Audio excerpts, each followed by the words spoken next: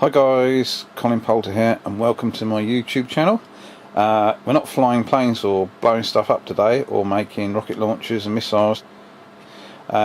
Inspired by a friend at college last week, he suggested, what about making cufflinks out of old computer parts? Now personally I haven't seen this before, but if you look at the picture coming up now, you'll see they do kind of look neat. You can use the keys on the keyboard to for initials, amongst other things. So I'm going to show you how to do that today.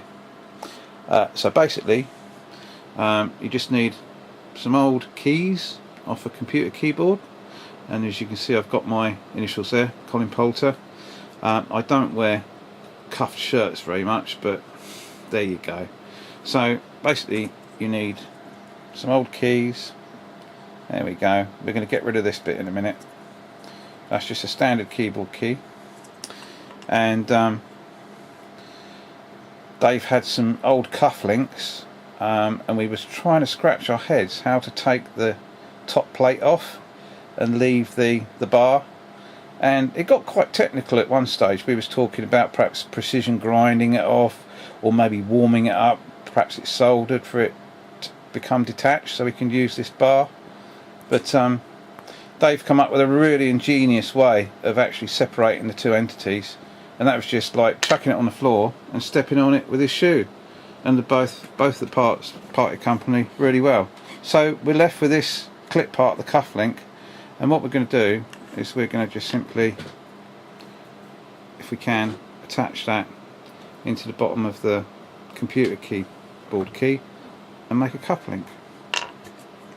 So the first thing we're going to do is we're going to cut this stem off, so that's flat. Right, I'll just do this now because I can't hold the camera and use the Stanley knife at the same time. So we'll just do that. I'll just show you this. So basically what we're doing, we're cutting through the bottom stem of the keyboard flush with the top bit. Okay, so we want to get rid of this and cut it flush with this bit. So there we go. I've now cut it so that it's flush with the base of the key. Okay, I'll do that to the rest of them, and then we'll go on to the next stage. Okay, now we've cut the stems off level with the bottom of the key. We need to cut this middle piece out, this little cross member. So just cut full depth both sides with a pair of scissors, and then we'll pull the tabs out with a pair of pliers.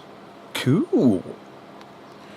So the next stage is actually pulling the tab out from the middle of the keyboard stalk. So what you should end up with is, if I can get the camera, there we go, that's come from the middle of the key, and that allows our cufflink to sit in that space. Okay, so all we've got to do now is just fill the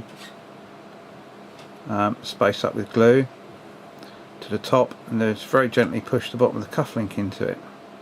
So we'll do that next. Right, so as you can see here, I've filled up that void in there with some of that super glue, and now I'm just going to push the cufflink into the top, and there we go.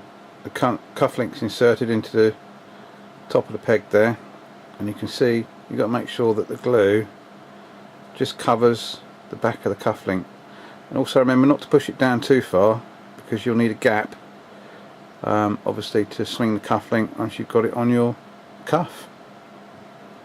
Right, I'll just do the rest now. There we go, all done. Now we're just going to put them up somewhere and leave them to dry. Thanks for watching, cheers and bye.